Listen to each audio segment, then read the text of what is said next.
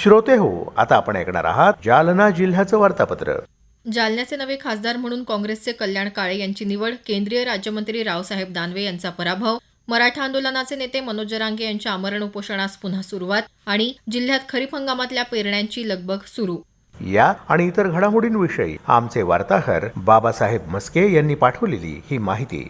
जालना लोकसभा मतदारसंघाच्या निवडणुकीत काँग्रेसचे महाविकास आघाडीचे उमेदवार कल्याण काळे यांनी विद्यमान खासदार केंद्रीय राज्यमंत्री रावसाहेब दानवे यांचा 1,09,958 मतांनी पराभव केला.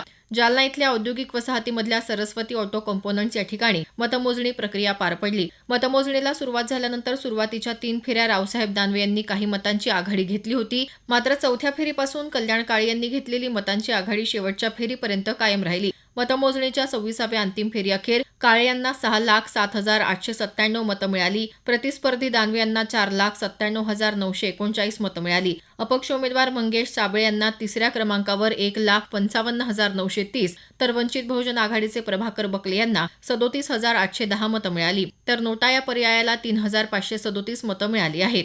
दरम्यान विजयी उमेदवार डॉक्टर कल्याण काळे यांना जिल्हा निवडणूक अधिकारी डॉक्टर श्रीकृष्ण पांचाळ यांच्या हस्ते प्रमाणपत्र देण्यात आलं.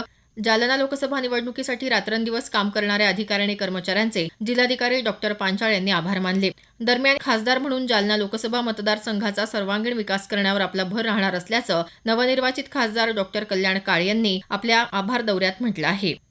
लोकसभा निवडणुकीचं चित्र स्पष्ट झाल्यानंतर मराठा आरक्षण आंदोलनाचे नेते मनोज जरांगे यांनी सगळे सोयरे अध्यादेशाची अंमलबजावणी, मराठा आरक्षण, मराठा समाजाच्या तरुणांवर दाखल झालेले गुन्हे मागे घ्यावेत आदी मागण्यांसाठी पुन्हा आंतरवाली सराटी इथं 8 जूनपासून आमरण उपोषणास सुरुवात केली आहे. या उपोषणाचा आज 3रा दिवस आहे.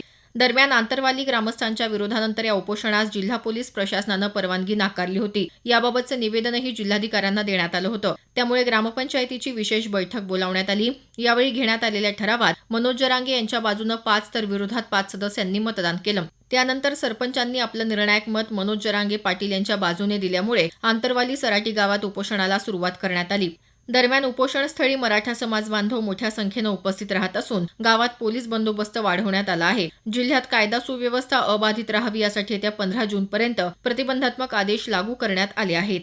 जिल्ह्यात उन्हाची तीव्रता काहीशी कमी झाली असून काही भागात मान्सूनपूर्व पावसानं हजेरी लावल्यामुळे शेतकरी खरीप हंगामाच्या तयारीला लागला आहे. जिल्ह्यात यावर्षी 6,67,000 हेक्टर क्षेत्रावर पेरणी क्षेत्र प्रस्तावित आहे. यामध्ये कापूस आणि सोयाबीन या 2 प्रमुख पिकांचे क्षेत्र अनुक्रमे 3,10,989 हेक्टर आणि 2,30,447 हेक्टर आहे. पेरणीसाठी आवश्यक खते आणि बियाणे बाजारात उपलब्ध आहेत. बियाण्यांचा काळाबाजार रोखण्यासाठी कृषी विभागानं तालुका स्तरावर 8 आणि जिल्हा स्तरावर 1 अशा 9 पथकांची स्थापना केली आहे. शिवाय बनावट खते आणि बियाणे विक्री करणाऱ्यांवर कारवाई केली जात आहे. शेतकऱ्यांनी 100 मिलीमीटर पाऊस झाल्यानंतर शेतात पुरेशी ओल असेल तरच पेरणी करावी असं जिल्हा कृषी विभागाच्या वतीनं कळवण्यात आलं आहे. दरम्यान गत आठवड्यात काही भागात झालेल्या अवकाळी पावसामुळे फळबागा, शेडनेट, सोलार पंप यांचं मोठं नुकसान झालं. या नुकसानीचे महसूल प्रशासनानं पंचनामे करून भरपाई द्यावी अशी मागणी शेतकऱ्यांनी केली आहे. जिल्ह्यातल्या राष्ट्रीयकृत आणि खासगी बँकांच्या माध्यमातून खरीप हंगामातल्या पीक कर्ज वाटपास सुरुवात झाली आहे. यावर्षी खरीप हंगामासाठी 1,380 कोटी तर आगामी रबी हंगामासाठी 512 कोटींच्या पीक कर्ज वाटपाचं उद्दिष्ट आहे. खरीप हंगामासाठी आजपर्यंत सुमारे 300 कोटी रुपयांच्या पीक कर्जाचं वाटप पूर्ण झालं आहे. बँकांनी कर्ज वाटपाचं उद्दिष्ट पूर्ण करण्याचे निर्देश जिल्हाधिकारी डॉक्टर श्रीकृष्ण पांचाळ यांनी दिले आहेत.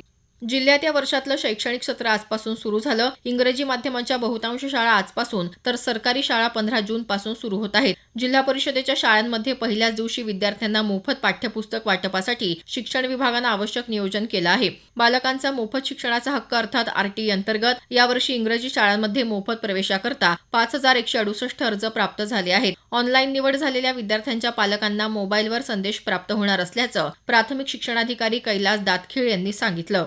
जिल्ह्यात गतवर्षी सरासरीपेक्षा खूपच कमी पाऊस झाल्यामुळे पाणी परिस्थिती बिकट होत चालली आहे. जिल्ह्यातले विहिरी, नदी नाले कोरडे पडल्यानं अनेक गावांना टँकरद्वारे पाणी पुरवठा केला जात आहे. जिल्हा प्रशासनानं पाणी टंचाई निवारणार्थ केलेल्या उपाययोजनांनुसार जिल्ह्यात सुमारे 500 पाणी टँकर सुरू असून पाणी पुरवठ्यासाठी सुमारे 400 विहिरींचं अधिग्रहण करण्यात आलं आहे. जिल्ह्यात छत्रपती शिवाजी महाराज यांचा राज्याभिषेक दिन तसंच राजमाता अहिल्यादेवी होळकर यांची जयंती विविध सामाजिक उपक्रमांनी उत्साहात साजरी करण्यात आली. जालना जिल्ह्याचं वार्तापत्र आताच आपण ऐकलं. या वार्तापत्राचे लेखक होते बाबासाहेब मस्के. जिल्हा वार्तापत्राचा हा कार्यक्रम आकाशवाणी छत्रपती संभाजीनगर केंद्राच्या प्रादेशिक वृत्त विभागानं सादर केला.